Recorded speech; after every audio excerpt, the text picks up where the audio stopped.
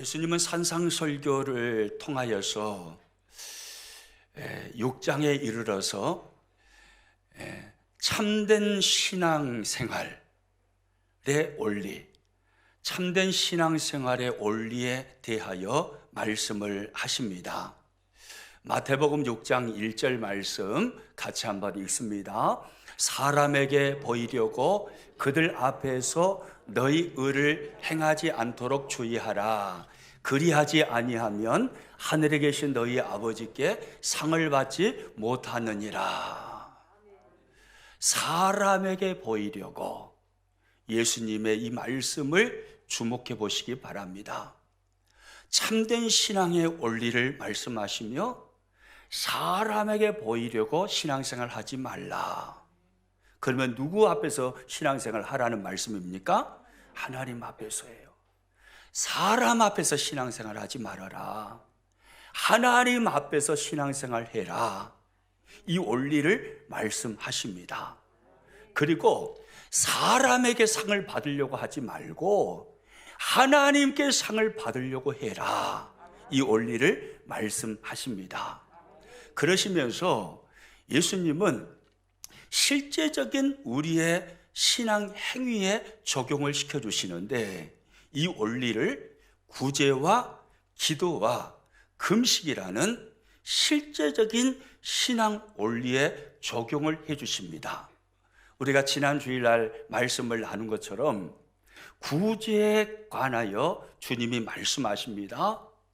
구제에 관하여 참된 신앙의 원리, 어떻게 구제 생활을 해야 하는지 말씀을 하십니다. 그것은 바로 은밀하게 구제하라는 거죠. 아무도 모르게 구제를 하되, 그러나 사람에게 보이려고 구제하지 말고 아무도 모르게 은밀하게 구제해라. 이것이 주님의 가르침이셨습니다. 마태복음 6장 4절 말씀 가지고 있습니다. 내 구제함을 은밀하게 하라. 은밀한 중에 보시는 너희 아버지께서 갚으시리라. 아멘. 내 구제함을 어떻게 하라고요? 은밀하게 하라고 말씀하십니다. 아무도 모르게, 자기 자신도 모르는 사이에 왼손이 하는 것을 오른손이 모르도록 그렇게 은밀하게 구제해라. 이렇게 말씀하시면서 은밀한 중에 보시는 너희 아버지께서 어떻게 하신다고 하십니까? 갚아주신대요. 오늘 이 시대를 신앙생활하는 우리 모든 평안의 식구들에게 이 은혜가 있기를 축복합니다. 구제하는 삶을 평생 풍성하게 살아가십시오. 그러나 은밀하게 구제하십시오. 아무도 모르게, 오른손이 하는 것을 왼손이 모를 정도로 자기도 모르게 은밀하게 구제하심으로 하나님께서 갚아주시는 풍성한 은혜를 넘치도록 누리시기를 축복합니다. 그리고 우리 평안교회가 예수님 다시 오실 때까지 우리 주변의 어려운 이웃들을 돌아보며 예수님의 사랑을 그들에게 전하며 그들의 필요를 실제적으로 채워주면서 은밀하게 구제 사역을 하는 교회가 되기를 원합니다. 그래서 점점 교회다워지는 교회, 하나님께서 기뻐하시는 교회, 하나님께서 영광을 받으시는 교회, 수많은 이웃들이 예수님의 사랑을 교회를 통해서 접함으로 복음을 만나고 구원을 얻는 놀라운 역사를 일으키는 교회, 그런 교회가 되기를 간절히 소망합니다. 할렐루야. 오늘 본문에 와서는 예수님께서 참된 신앙생활의 원리를 이제 기도에 적용하여서 우리들에게 말씀해 주십니다. 신앙생활하면서 가장 어려운 것이 무엇입니까? 라고 물으면 놀랍게도 많은 분들이 기도가 가장 어렵다라고 말씀을 하십니다. 기도가 가장 어렵습니다. 기도를 해야 한다는 것은 아는데 참 기도하기가 어렵습니다. 1분만 기도해도 기도할 것이 없을 때가 많습니다. 그렇게 대답하시는 분들이 많이 계시지요.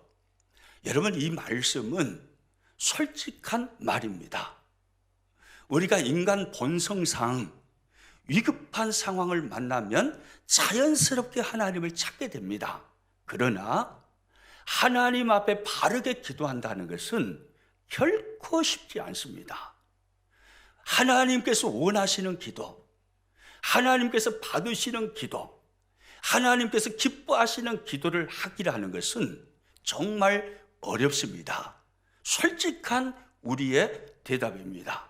그래서 기도가 이렇게 어렵기 때문에 많은 경우에 빈번하게 우리는 잘못된 기도를 하기가 쉽습니다. 오늘 본문에 등장하는 유대인들이 바로 그랬습니다. 그들은 많은 시간을 기도하였습니다.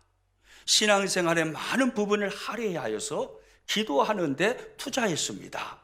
그런데 주님이 보실 때에 그들의 기도는 잘못된 기도였습니다.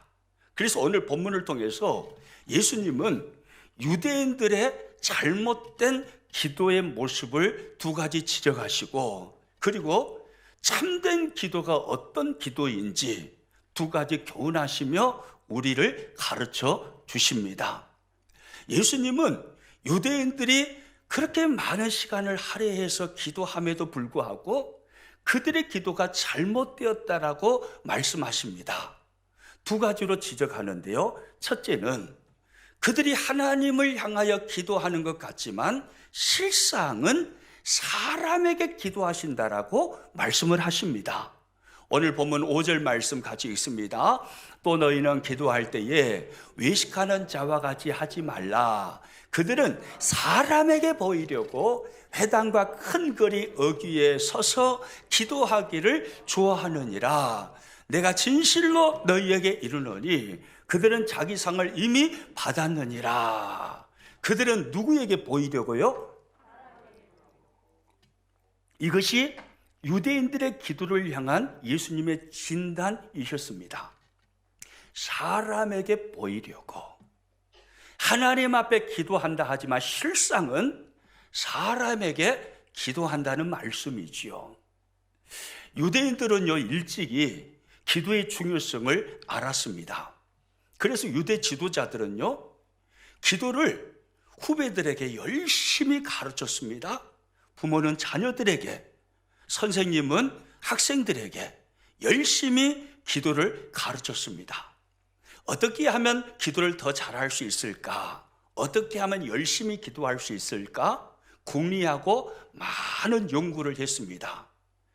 그러다 보니까 그들이 잘못된 기도를 하기를 시작했습니다. 무슨 말이냐면 그들은 기도를 좀 더 잘해보고자 하는 바른 생각에서 시작을 했는데 방향이 잘못돼 버린 거예요. 기도를 규격화 시켜버렸습니다. 세트화 시켜버렸습니다. 그러니까 아침에 일어나면 이런 기도를 해야 됩니다라고 기도문을 만들어 가지고 그 기도문을 외우게 만든 거예요. 그래서 아침에 일어나면 세트화된, 규격화된, 의식화된 그 기도를 자기 아무 생각 없이 자신의 생각하고는 상관없이 외우는 것입니다. 또 밥 먹기 전에 하는 기도, 밥 먹은 후에 하는 기도, 잠자기 전에 하는 기도, 그런 기도문들을 다 만들어서 규격화시켰고 의식화시킨 것입니다. 심지어는요, 시간까지 정해놓았습니다. 시간을 우리나라 시간으로 말하면 오전 9시에, 그리고 낮 12시에, 오후 3시에 하루에 3번씩 반드시 기도해야 된다라고 가르치면서 3번 시간까지 규격화를 딱 시켜놓은 거예요. 어떻게 생각하면 우리가 생각할 때는 참 기도 열심히 한다, 참 그들 기도 정말 열심히 하네 라는 생각이 들기도 하잖아요. 그런데 예수님께서 평가하시기를 그들의 기도는 잘못되었다 이 말이에요. 그들이 그렇게 의식화된 기도, 상품화된 기도, 규격화된 기도를 하다 보니까 자기도 모르게 이렇게 암송하고 애우면서 생각 없이 기도를 하는데 자기도 모르게 외식의 함정에 빠지게 되는 것입니다. 여러분 한번 생각해 보세요. 많은 사람들이 통행하는 예루살렘 사거리에서 지나가고 있습니다. 사거리를. 그런데 시간이 12시가 됐어요. 기도하는 시간이에요. 그 시간이 되자 모든 유대인들은 가는 길을 멈추고 일제히 그 자리에 멈춰서 하나님 앞에 손을 높이 들고 고개를 숙여서 기도를 합니다. 규격화된 기도입니다. 세트화된 기도입니다. 12시의 기도는 이렇게 해야 된다라고 기도문을 만들었습니다. 그래서 그 기도문을 암송을 합니다. 한번 암송하면서 기도하면 1, 2분이면 끝납니다. 그래서 대부분의 유대인들은 세트화된 그 기도문을 암송하면서 1, 2분 기도하고 다시 일상의 삶을 살아갑니다. 그런데 그 중에 거룩하다라고 소문이 난 바리새인들과 서기관들은 시간을 계속 끕니다. 다른 사람들은 1, 2분 기도하고 손 내리고 일상생활로 돌아가는데 바리새인들과 서기관들은 계속해서 손을 들고 있는 겁니다. 그리고 계속해서 고개를 숙이고 있는 것입니다. 시간을 계속해서 끄는 것입니다. 그들의 어떤 새로운 기도의 제목을 가지고 하나님 앞에 진심의 마음으로 나가서 기도하는 게 아니고 계속해서 세트화된 규격화된 그 기도문을 가지고 반복하여서 암송을 하는 것입니다. 반복하여서 계속해서 2번, 3번, 5번, 10번 손을 들고 고개를 숙이고 계속 암송하며 기도하고 있습니다. 그러면 지나가는 사람들이 어떻게 보겠어요? 야, 저분은 다르네. 나하고는 다른 것 같아. 얼마나 경건하고 거룩하면 저렇게 오랫동안 손들고 하나님께 기도할까? 참 존경스럽다라는 시선으로 바라보게 되겠죠. 그리고 그렇게 기도하는 바리새인들 옆을 지나가면서 사람들은 웅성웅성하면서 그렇게 말도 했을 것입니다. 바리새인들과 서기관들은 하나님 앞에 손을 들고 있다고 하지만 실상은 그들의 귀는 사람들의 말에 기울여 있는 것입니다. 저들이 나를 어떻게 평가하고 있는가? 사람들의 칭찬에 길들여져 버린 거죠. 그래서 하나님을 바라보고 하나님 앞에 진심의 마음을 가지고 자신의 소원을 기도의 제목으로 바꿔서 간구하는 게 아니라 하나님께 기도하는 게 아니라 이 행위가 외식이 되어서 사람들에게 보이기 위해서 사람들의 칭찬에 구걸하면서 사람의 칭찬에 길들여진 그들이 되어버렸다 이 말입니다. 하나님께 기도하는 것 같지만 실상은 사람에게 기도하는 그들의 모습을 보시고 예수님은 그들의 기도가 잘못되었다라고 말씀하신 것입니다. 좋아요, 여러분. 어디에서 기도하든 얼마나 많은 사람들이 모인 회중 안에서 기도하든 우리의 기도가 사람을 바라보는 기도가 아니라 하나님을 향한 진심의 기도가 될 수 있기를 축복합니다. 외식의 함정에 빠지지 않기를 축복합니다. 사람의 칭찬에 현혹되어서 사람의 칭찬을 구걸하지 마십시오. 아무개는 몇 시간 기도한다더라. 아무개는 의자에 한 번 앉으면 일어날 줄을 모르고 1시간 이상 기도해. 그런 말에 구걸하지 마세요. 듣지 마시고 오직 하나님께 단 1분을 기도하더라도 진심의 마음을 담아서 하나님께 기도하는 것입니다. 또 예수님께서 유대인들의 기도하는 모습을 보시고 그들의 잘못된 기도의 모습 지적하신 두 번째는 바로 중언부언하는 기도였습니다. 중언부언하는 기도. 오늘 보면 7절 말씀 같이 읽습니다. 또 기도할 때에 이방인과 같이 중언부언하지 말라. 그들은 말을 많이 하여야 들으실 줄 생각하느니라. 뭐 하지 말라고 하십니까? 중언부언하지 말라고 하십니다. 중언부언하지 말라.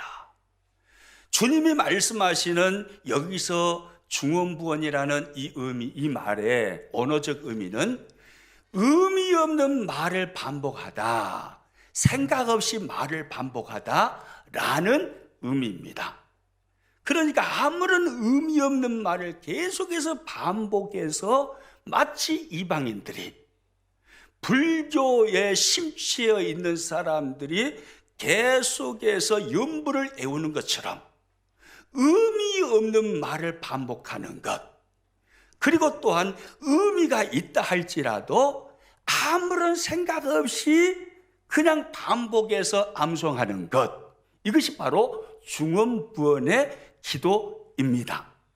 그러니까 유대인들은 기도문을 만들었다고 그랬잖아요. 분명히 의미를 두고 만들었을 것입니다. 그런데 의미는 있지만 생각 없이 반복적으로 계속해서 기도하는 것입니다. 중언부언이죠. 오늘 이 시대도요, 교회가 중언부언의 함정에 빠질 수 있습니다. 어떤 기도겠어요? 주기도문입니다.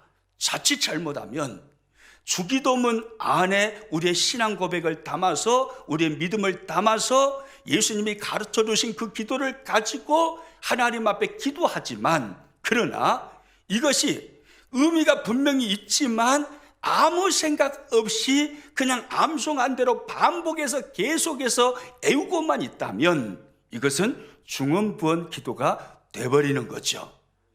여러분, 반복하는 기도 자체가 잘못되었다라는 말은 아닙니다.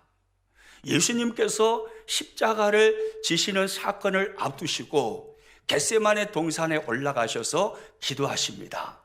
그때 성경을 보시면 예수님의 기도는 반복되는 기도였음을 알 수 있습니다. 마태복음 26장 39절 말씀 가지고 있습니다.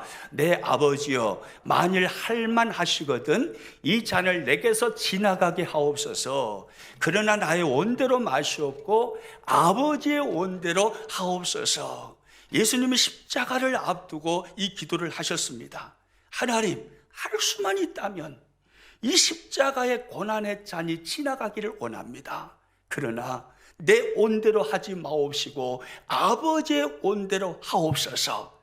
이 기도를 하시는데 3번이나 반복하여서 똑같은 이 기도의 내용을 가지고 하나님 앞에 기도합니다. 여러분, 반복되었다고 해서 예수님의 기도가 중언부언의 기도일까요? 아니에요. 예수님은 이 기도를 하시면서 성경에 보니까 땀에 흐르는 땀에 핏방울이, 피가 섞여서 나올 정도로 땀이 핏방울이 되도록 하나님 앞에 온 전인격을 다 짜내어서 온 전심을 다하여서 하나님께 기도하셨다라고 말씀을 하고 있습니다. 전심으로, 온 전인격으로 하나님을 바라보면서 반복되는 기도이지만 전심으로 하나님께 기도한 것입니다. 예수님은 중언부언 기도했던 것이 아닙니다. 여러분, 우리가 반복해서 기도하든 아니면 반복하지 않는 기도를 하든 그것보다 더 중요한 것은 생명력이 있는 기도를 해야 한다, 이 말이에요. 아무 생각 없이 기도하는 게 아니라 분명한 생각을 가지고, 의미를 가지고 하나님과 인격적인 관계 속에서 생명력이 있는 기도를 우리는 해야 합니다. 아멘입니까? 한마디 기도를 할지라도 나의 전심을 담아서 하나님을 바라보며 나의 문제를 해결하여 주실 분은 오직 하나님 한 분뿐이십니다. 내 인생의 생사화복을 주장하시는 분은 하나님 한 분뿐이십니다. 그 분명한 믿음을 가지고 나의 모든 생각을 하나님께 골똘히 초점을 맞추고 전심으로 전인격을 다해서 하나님께 기도를 해야 하는 것입니다. 유대인들의 잘못된 기도가 바로 중언부언이었어요. 의미 없이 반복적으로, 의미가 있다 할지라도 생각 없이 반복적으로 기도하는 이 모습을 주님은 지적하셨습니다. 저 여러분, 기도하는 중에 기도하다가 너무 괴롭고 너무 힘이 들면 사실 말이 안 나오잖아요. 기도가 안 나옵니다. 여러분, 그러나 말이 안 나오고 기도가 입술을 통해서 안 나올지라도 내 마음의 전심을 향해서 주님을 향하여 있고 내 마음에 주님을 향한 진심이 있으므로 한마디 말을 하지 못한다 할지라도 뜨거운 눈물을 흘린다면 그 뜨거운 물 한 방울이 의미 없이 반복적으로 생각 없이 기도하는 10시간 기도보다 훨씬 더 하나님께서 기쁘시게 받으시는 기도인 줄로 믿습니다. 중요한 것은 나의 진심이에요. 진심에 담겨있는 기도입니다. 시간이 중요한 게 아니고 정말로 중요한 것은 나의 진심인 것입니다. 할렐루야. 이렇게 예수님은요, 유대인들의 잘못된 기도를 두 가지로 지적하고 나서 그러면 참된 기도가 무엇인가? 유대인뿐만이 아니라 그 시대 유대인뿐만이 아니라 오늘 이 시대를 살아가는 믿음의 사람들인 저와 여러분들에게 있어서 참으로 참된 기도, 주님이 원하시는 참된 기도, 하나님께서 기뻐하시는 참된 기도, 참된 기도가 무엇인지에 대해서 두 가지로 교훈하시며 우리를 가르쳐 주십니다. 그 두 가지가 무엇일까요? 이 두 가지 주님의 가르침에 귀를 기울이시기를 축복합니다. 우리의 기도가 힘을 얻고 다시 우리의 기도가 회복이 되어지고 우리의 기도의 능력이 나타나고 우리의 기도를 통해서 하나님의 영광이 임하는 놀라운 주님이 가르쳐 주신 참된 기도를 우리는 배워야 하는 것입니다. 예수님은 두 가지로 오늘 본문을 통해서 가르쳐 주시는데요, 첫 번째는 이것입니다. 화면 보고 같이 있습니다. 골방 기도를 하라. 무슨 기도를 하라고요? 골방 기도를 하래요. 골방 기도. 골방 기도를 하라. 주님은 말씀하십니다. 오늘 본문 6절 말씀 같이 읽습니다. 너는 기도할 때에 내 골방에 들어가 문을 닫고 은밀한 중에 계신 내 아버지께 기도하라. 은밀한 중에 보시는 내 아버지께서 갚으시리라. 할렐루야. 너는 기도할 때에 어디에 들어가 기도하라고 말씀합니까? 내 골방에 들어가 기도하라고 말씀합니다. 골방에 들어가 기도해라. 문을 닫고 은밀한 중에 계신 내 아버지께 그 골방에서 기도하라. 예수님이 그렇게 교훈하시며 우리를 가르쳐 주십니다. 그러면 예수님이 말씀하신 골방은 어디일까요?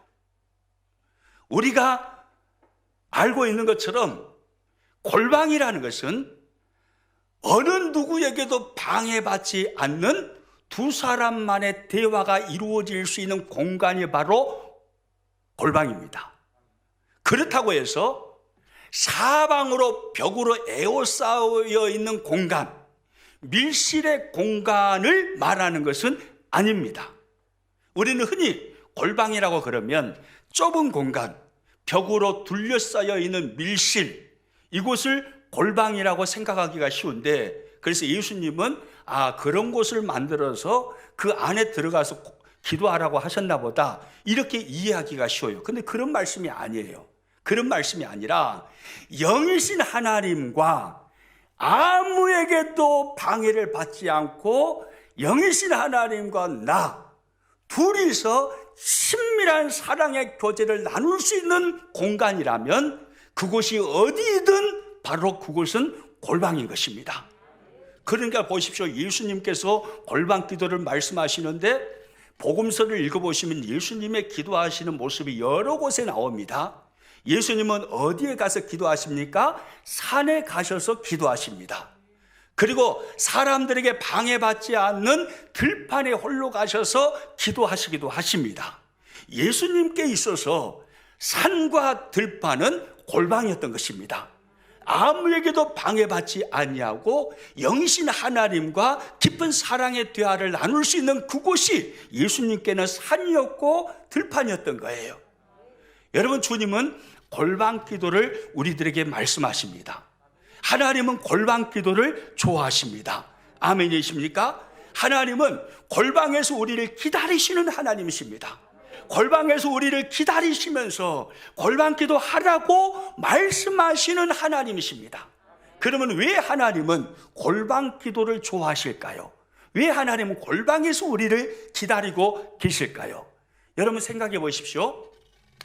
골방에 같이 갈 수 있는 사람은요, 아무하거나 같이 갈 수 없습니다. 참 거북해요. 같이 있기만 하면 그냥 식은땀이 나고 막 바늘방석 같아요. 그 사람 데리고 골방에 들어갈 수 있습니까? 들어갈 수 없어요. 골방에 둘이 같이 들어간다는 것은 마음이 통하는 겁니다. 사랑하는 관계인 거예요. 우리 사람들 중에 골방을 가장 많이 찾는 사람들이 누굽니까? 사랑하는 연인이에요. 사랑하는 연인 사이는 누가 말하지 않아도 알아서 골방을 찾아갑니다. 아무에게도 방해받지 않는 두 사람만 대화할 수 있는 그 골방을 이곳저곳을 찾아다닙니다. 왜 그렇죠? 누구에게도 방해받지 않는 사랑의 말을 주고받고 싶은 거예요. 그래서 골방을 찾는 겁니다. 하나님께서 우리에게 내가 골방에서 기다리고 있으니까 골방으로 들어와라, 골방 기도해라 하는 말씀이 바로 이 의미입니다. 여러분, 하나님께서 저와 여러분을 사랑하시는 줄 믿으시죠? 예수님의 십자가에 내어주시기까지 사랑하신 하나님은 지금도 변함없이 우리를 사랑하고 계시는 하나님이심을 믿으시죠? 하나님은 오늘도 우리를 사랑하시는 하나님이십니다. 우리를 사랑하시기에 하나님은 골방에서 기다리고 계시는 것입니다. 무슨 말이에요? 골방으로 들어와라, 나는 너와 함께 사랑의 언어를 나누고 싶다, 이 말이에요. 기도를 통해서 기쁜 하나님의 사랑의 교제를 나누고 싶다, 이 의미인 것입니다. 나는 너를 사랑해. 내가 골방에서 기다리고 있어. 골방으로 들어오기만 해. 그러면 내가 너를 사랑해. 내가 너와 함께 있어. 너는 나의 기쁨이야. 그렇게 말해주고 싶으시다, 이 말이에요. 그래서 골방 기도로 끊임없이 우리를 초청하시는 것입니다. 여러분, 골방 기도를 하면요, 아무에게도 방해받지 않는 영으로 계신 하나님과 사랑의 교제를 나누는 골방 기도 공간으로 들어가서 골방 기도를 하면요, 끊임없이 우리에게 말씀하시는 하나님의 사랑의 속삭임을 들을 수 있습니다. 하나님의 위로를 들을 수 있습니다. 스바냐 선지자는 하나님의 사랑의 속삭임을 듣습니다. 내가 너를 잠잠히 사랑해. 너는 나의 기쁨이야. 너는 나의 즐거움이야. 누가 스바냐 선지자가 들었던 이 하나님의 사랑의 음성을 들을까요? 골방 기도하는 사람입니다. 스바냐 3장 17절 말씀 같이 읽습니다. 너의 하나님 여호와가 너희 가운데에 계시니 그는 구원을 베푸실 전능자이시라. 그가 너로 말미암아 기쁨을 이기지 못하시며 너를 잠잠히 사랑하시며 너로 말미암아 즐거이 부르며 기뻐하시리라 하리라. 골방에 들어갈 때마다 하나님은 우리에게 속삭여 주시는 거예요. 내가 너를 잠잠히 사랑해. 아무개야, 너가 힘든 것 다 알아. 내가 너와 함께 할 거야. 내가 너를 도와줄 거야. 나는 너와 함께 하고 있어. 너는 나의 기쁨이야. 너는 나의 즐거움이야. 골방 기도로 들어가면 골방 기도실에서 기다리시는 하나님은 사랑의 언어, 위로의 언어를 준비하시고 우리에게 그곳에서 말씀해 주시는 것입니다. 아멘입니까? 여러분, 오늘 우리는요, 코로나19라는 험난한 시대를 살고 있습니다. 오늘 이 시대에 사람만 계속해서 만나고 사람만 상대한다면요, 우리는요, 제정신으로 살기가 어려울 것입니다. 여러분, 사람만 계속해서 상대하면 어디에서 위로를 받을까요? 사람들이 여러분에게 그렇게 넘치는 풍성한 위로를 해주던가요? 사람들이 여러분에게 넘치는 사랑을 부어주시던가요? 아니요. 사람만 상대하게 되면 우리는 많은 상처 속에 살게 될 것입니다. 그러므로 우리는요, 하나님을 찾아야 합니다. 하나님을 만나야 합니다. 골방으로 들어가야 합니다. 골방 속에서 끊임없이 말씀하시는 하나님의 사랑의 속삭임을 들어야 합니다. 내가 너를 사랑해. 내가 잠잠히 너를 사랑하고 있어. 걱정하지 마. 내가 너와 함께 할 거야. 놀라지 마. 내가 너를 도와줄 거야. 너는 나의 기쁨이야. 너는 나의 즐거움이야. 내가 너와 함께 하고 있어. 끊임없이 위로하시고 사랑하시는 하나님의 사랑의 음성을 골방에 들어가서 들어야 우리는요, 이 시대 세상을 살아갈 수 있는 능력의 하나님의 사람들이 될 수 있는 것입니다. 아멘입니까? 골방으로 들어가야 돼요. 우리가 삶을 살다 보면요, 여러 가지 문제를 만납니다. 그런데 이상해요. 문제만 계속해서 바라보고 있으면요, 그 문제는요, 눈덩이처럼 커 보입니다. 그런데 우리 예수님 믿는 사람들에게 있는 특별한 은혜가 뭐냐면, 똑같이 예수님 안 믿는 사람들처럼 문제를 만납니다. 고난도 만나고 환난도 만나고 눈물 흘릴 일도 많고 슬픔도 많고 어려운 삶을 살아요. 똑같아요. 그런데 예수님을 믿는 사람은 문제를 만나지만 문제보다 더 크신 하나님을 바라보는 사람이거든요. 문제보다 더 크신 하나님, 전능하신 하나님을 바라보고 있으면 있을수록 하나님은 점점 커 보이고 문제는 점점 작아 보이게 되는 것입니다. 거기서 세상을 이길 수 있는 능력이 나오는 것입니다. 하나님을 바라보고 있으면 있을수록 하나님의 세미한 사랑의 속삭임의 소리가 들리면 들릴수록 하나님은 점점 커 보이는 거예요. 근데 문제는 반대로 작아 보이는 것입니다. 근데 세상 사람들이 이걸 못 누려요. 오로지 문제만 바라보고 있는 거예요. 그러니까 문제만 커 보이는 거예요. 그 문제에 묻혀서 죽는 겁니다.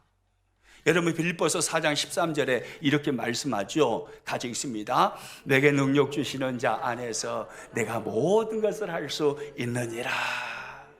여러분, 이 말씀 잘 봐보세요. 우리 크리스찬들이 모든 것을 할 수 있는 근거가 어디에 있나요?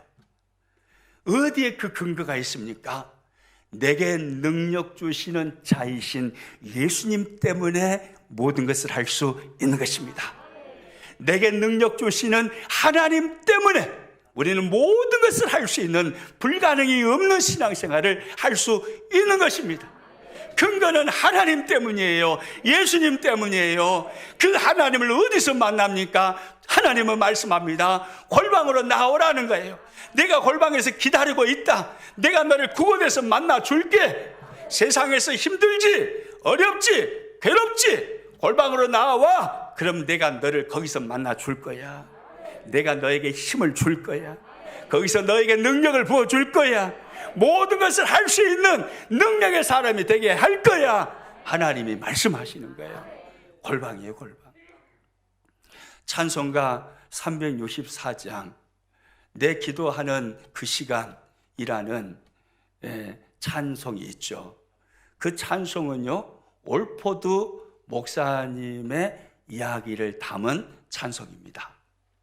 이 올포드 목사님이 364장 찬송을 작사하셨는데, 이분은요, 시각장애인이에요.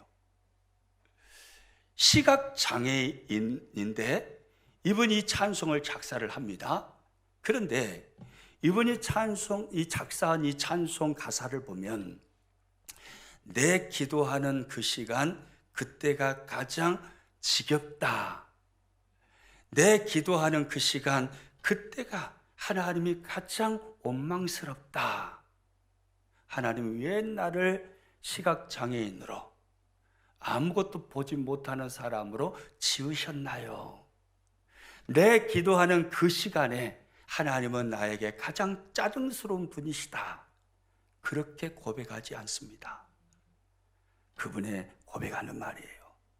내 기도하는 그 시간, 그때가 가장 즐겁다.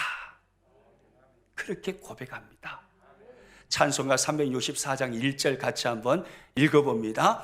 내 기도하는 그 시간 그때가 가장 즐겁다. 이 세상 근심 걱정에 얽매인 나를 부르사 내 진정 소원 주 앞에 낱낱이 바로 아뢰어 큰 불행 당해 슬플 때 나 위로받게 하시네. 내 기도하는 그 시간 그때가 가장 즐겁다는 거예요. 시각장애인의 고백입니다.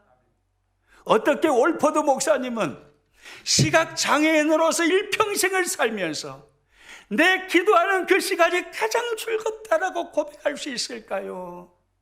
골방에 들어가서 하나님을 만난 것입니다. 아무것도 보이지 않는 어두운 눈을 가졌지만 올포드 나는 너와 함께 있어. 힘들지? 내가 너와 함께해. 내가 너의 손 잡아줘. 너는 나의 기쁨이야. 너는 나의 즐거움이야. 나는 잠잠히 너를 사랑하는 하나님이야. 이 하나님의 음성을요, 골방에서 올포드 목사님은 끊임없이 듣는 거예요. 끊임없이. 기도의 자리로 나아가기만 하면, 골방의 자리로 나아가기만 하면 골방에서 기다리시는 하나님께서 끊임없이 올포드 목사님을 위로해 주십니다. 끊임없이 잠잠히 사랑하신다라고 말씀해 주십니다. 그 속삭임, 하나님의 속삭임을 골방 안에 들어가서 들으니까 올포드 목사님은 이렇게 고백할 수밖에 없는 거예요. 내 기도하는 그 시간, 그때가 내게 가장 즐겁다. 할렐루야. 저와 여러분에게 이 은혜가 있기를 축복합니다. 사람만 상대하지 마세요. 하나님을 만나십시오. 하나님을 찾으십시오. 골방에서 기다리시는 하나님께 나아가십시오. 거기에 나아가기만 하면 하나님은 말씀해 주십니다. 내가 너를 잠잠히 사랑하고 있어. 너 힘들지? 내가 다 알아. 너의 눈물의 의미 내가 다 알고 있어. 걱정하지 마. 내가 너와 함께 할 거야. 세상은 너를 쪼다라고 말할지 모르지만 너는 나의 기쁨이야. 너는 나의 즐거움이야. 하나님은요, 우리가 골방에 들어갈 때마다 우리들에게 말씀해 주시는 것입니다. 그래서 골방으로 나오라는 거예요. 저와 여러분에게 이 골방 기도가 있기를 축복합니다. 할렐루야. 그 다음에 두 번째, 예수님께서 가르쳐 주시는 참된 기도의 두 번째 교훈입니다. 화면 보고 같이 읽습니다. 하나님께서 다 아신다는 확신을 가지고 기도하라는 것입니다. 하나님께서 다 아신다는 확신. 하나님께서 아신다고요? 모르신다고요? 아셔요. 아셔도 다 아신다, 다 아신다. 다 아신다는 겁니다. 오늘 보면 8절에 보면 주님이 이런 말씀을 하십니다. 같이 읽습니다. 그러므로 그들을 본받지 말라. 구하기 전에 너희에게 있어야 할 것을 하나님 너희 아버지께서 아시느니라. 하나님이 다 아신다는 거예요. 구하기 전에 우리에게 필요한 것이 무엇인지, 우리의 슬픔이 무엇인지, 우리의 상처가 무엇인지, 우리의 아픔이 무엇인지 하나님은 다 아신다는 거예요. 여러분, 그러므로요, 우리는요, 하나님이 마치 나의 사정을 아무것도 모르시는 분으로 생각해서 나의 사정을 낱낱이 장황하게 하나님 앞에 기도의 무릎을 꿇고 설명하면서 하나님을 설득시키려고 할 필요가 없습니다. 하나님은 다 아십니다. 아멘입니까? 우리가 기도를 시작하기 전에, 기도의 무릎을 꿇기 전에 하나님은 우리의 모든 것을 다 아시는 천지하신 하나님이세요. 그래서 시편 기자는요, 시편 139편 4절에서 이렇게 고백합니다. 같이 읽습니다. 여호와여, 내 혀의 말을 알지 못하시는 것이 하나도 없으시니이다. 내 혀의 말을 알지 못하시는 것이 하나라도 있다고요? 없다라고요? 하나도 없으시대요. 내 혀의 말, 내가 말하기 전에 하나님의 모든 걸 다 하신다는 거예요. 다 하신다는 거예요. 내 입술을 통해서 하나님 앞에 기도의 제목으로 말해지기 전에 이미 하나님은 다 알고 계시는 하나님이십니다. 우리는 이 확신을 가지고 기도해야 합니다. 그러면 왜 하나님은 다 알고 계시면서, 다 아시면서, 우리의 상황, 우리의 환경, 모든 것을 다 아시면서 왜 기도하라고 하실까요? 다 아시면서 말이죠. 여러분 왜인지 아십니까? 주고 싶으셔서예요. 이것이 하나님의 룰이고 하나님의 법칙입니다. 무슨 말이냐면요, 하나님은 우리를 말도 못하게 사랑하십니다. 아멘이시죠? 하나님께서 우리를 향해서 아깝다라고 생각하시는 것은 단 하나도 없습니다. 가장 귀하신 분 예수 그리스도를 십자가에 내어 죽이셨습니다. 우리를 위해 예수님을 주셨어요. 예수님을 주셨다면 하나님이 우리에게 못 주실 것이 뭐가 있겠습니까? 모든 것을 하나님은 다 주기를 원하십니다. 그래서 하나님의 고민이 뭐냐면, 내가 평안교회 다니는 아무개에게 이와 같은 엄청난 것을 주고 싶은데, 그래서 이와 같은 어마어마한 것을 어떻게 주어서 어떻게 누리게 할까? 이것이 하나님의 고민이에요. 여러분 믿으시기 바랍니다. 하늘에 속하는 어마어마한 선물을 하나님이 준비하시고 그 어마어마한 선물을 우리들에게 주심으로 우리가 누리기를 원하시는 거예요. 하나님은 끊임없이 우리를 바라보시면서 이 고민을 하십니다. 이 고민을 하시다가 하나님이 정해놓으신 법칙, 룰이 하나 있으세요. 그게 뭐냐면 기도입니다. 기도. 다 아시면서, 다 아시는데 내가 너에게 이 모든 걸 다 주고 싶어. 너의 지금 필요로 하는 것, 너에게 네가 원하는 위로, 네가 원하는 그 모든 것 다 주고 싶어. 다 주고 싶은데, 그런데 너는 나에게 기도해야 돼. 기도하면 나는 바로 너에게 줄 거야. 바로 이 법칙인 거예요. 다 아시면서, 그래서 모든 것을 다 부어주시기를 원하시는데, 기도할 때에 하나님은 그것을 부어주신다 이 말입니다. 아멘입니까? 우리는 그렇게 말할 수 있어요. 이 본문의 말씀을 보면서요, 하나님 다 아신다면서 뭐 들라고 기도하라고 하십니까? 다 아신다면서요, 다 아신다면서 왜 그러십니까? 그러면 하나님이 뭐라고 하시는지 아세요? 딴소리 하지 말고 기도나 해. 이것이 내 법칙이다. 딴소리 하지 말고 기도나 해. 그냥 아무 말하지 말고 기도해. 나는 너가 무엇이 필요로 하는지, 너에게 무엇이 있어야 하는지 다 알아. 다 알아. 네가 말하기 전에 다 알고 있어. 왜 안 주는지 아니? 기도 안 하니까 안 주는 거야. 기도만 해봐. 다 안다니까? 기도만 해봐. 이것이 내 법칙이야. 기도만 하면 하늘에 있는 모든 선물을 끌어다가 너에게 안겨줄 거야. 나는 주고 싶어. 네가 기도 안 하니까 안 주는 거야. 기도만 해봐. 이것이 하나님의 말씀이에요. 기도하면 하나님이 주시겠다 이 말이에요. 다 아시면서 기도하라 하시는 겁니다. 여러분, 하나님은 다 아십니다. 그런데 기도하라 하셔요. 왜요? 주고 싶으시니까. 이것이 하나님의 법칙이요, 하나님의 룰입니다. 기도만 하면 내가 줄게. 내 모든 필요를 내가 채워줄게. 이것이 하나님의 말씀이에요.